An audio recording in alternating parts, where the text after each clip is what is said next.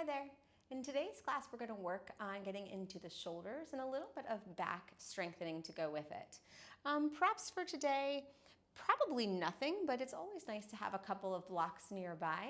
And so grab anything that you'd like for today's class, and we'll meet here on your mat.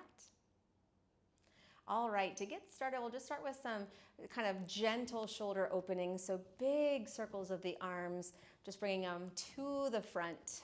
Big, big circles. And then shift them in the reverse. We did about 4 on that side, so let's do 4 on this side. Maybe just starting to notice how the shoulders are feeling. And then we'll take this into a tricep stretch. So right arm up, think about dripping that hand down the spine. Left arm reaches over, gentle assist. Think about bringing that elbow towards the center of your head. Maybe the hand goes a little further down the spine, and then shift your gaze up. Whew, allowing this to really be nice and deep into the triceps. One more full breath. And release the arms. Maybe shift them up and down or across just to rinse it out. Other side, left arm goes up. Let that hand drip down the spine. Right arm, that little assist, bringing the elbow closer to the back of the head. And then shift the gaze up. Connecting back to the breath. Can you think about nice, even breaths or even that ujjayi breath? Full and deep. And release that down. Rinse it out just a little. And then we'll make our way into puppy pose.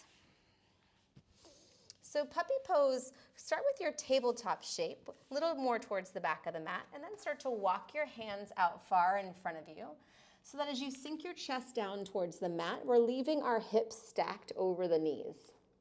So in our child's pose, the hips are going back to touch near the heels. In this one, the hips stay high, giving you more space to melt the heart. Now, this is a perfectly amazing place to be. It's already a pretty deep opening. But if you grab those blocks and you'd like to give yourself even more space, we can bring one block underneath each hand. And now we are able to melt our chest even deeper, which might feel a little bit like an even deeper stretch into the shoulders. On your inhale, start to activate the core, bringing the back up. We're protracting, almost like that cat back, stretching everything long across the back body, and then exhale, sink back down. 2 more. Inhale, rise up, that little puffing up between the shoulder blades. Core tucks in. Exhale, sink. Last time, reach up, activate. Exhale, sink down. Really nice. If you grabbed those blocks, we'll just take your hands off the block one at a time, move those off to the side. And we're kind of in that tabletop shape. Tuck your toes, lift the hips, just making your way into plank. Anytime we're in plank, you always have the option to lower your knees, your choice. In either case, can you start to shift from forward to back, just starting to activate the core a bit. Only one more time, and then lower all the way down to your belly, elbows towards the back of your mat. Untuck your toes. Stretch that right hand out to the side, so hand is in line with shoulder to start. Bend the left knee, and then start to roll towards the right hand. This is called an intense shoulder stretch, so take that for what it is. If you'd like to make it even more intense, you can start to walk your fingers to bring the hand up a little closer to the top of the mat. You can also cactus the right elbow here, and that'll be the most intense. So lots of choices. Your choice of how intense you'd like this to be. Exhale, let's roll back towards the belly. And we'll slide both hands down by the side, palms face up, hands are by the side. We're going to start with a couple of locusts here. So inhale, rise the feet as you squeeze the feet together. Rise the upper body, squeeze the shoulder blades together, and then allow the hands to float. So working on a strong back as we activate the shoulders. Stay up here, and then can you interlace your hands behind your head? And then press the head into the hands, open the elbows out wide. Exhale, release everything down. Let's rise back up. Inhale, rise everything up. Toes squeeze together, elbows out wide. Exhale, release. Let's just do one more. Inhale, rise up, squeeze towards the midline. Stay up, release the hands. And let's take a bind behind the back. Now this could be opposite hand to opposite elbow, or maybe you interlace the hands. Elbows could stay wide or start to stretch the arms down the booty. We're opening the shoulders. Think about rolling them back. One more inhale. Maybe the arms even float. Exhale, release down. Excellent job. Take a little crocodile pose. Hands make a pillow. So you can rest your forehead right on that hand pillow. Maybe bend the knees. Start to shift the feet from side to side.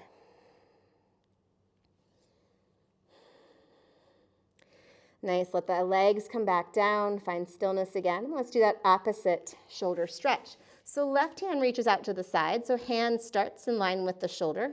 Right leg bends and start to roll towards that left shoulder. So same options on this side. Hand can stay where it is. If you need to go a little bit deeper, start to walk the left hand up closer to the top of the mat, or even cactus that left arm. Depending on how deep you would like to go today. Remember, every day does not need to be the deepest or the hardest. Really paying attention to what your body is asking for. And that's something we actually get a little better at listening to and understanding the more we practice. Exhale, roll back onto the belly. Really nice job. And let's press ourselves back to child's pose. So hands to the mat. You can adjust the knees out wide. This time we're sinking all the way back down to the heels. Arms are high in front of us. Exhale, release it down.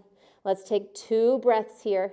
You can always walk your fingertips even further ahead as you sink a little heavier into the heels, just for a nice side stretch as well.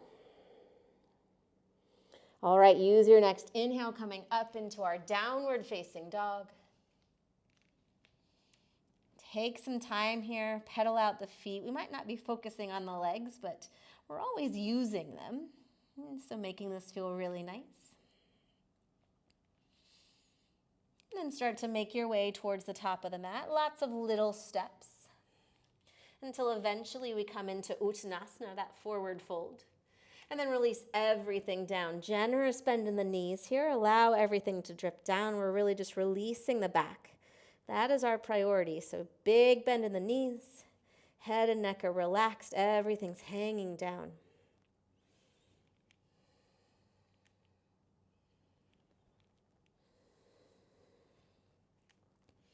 On your next inhale, steady your movements and start to roll yourself up to stand.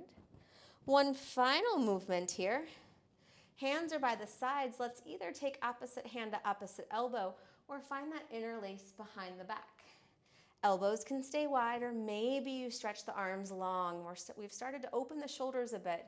So maybe for this last one, you're able to find this length.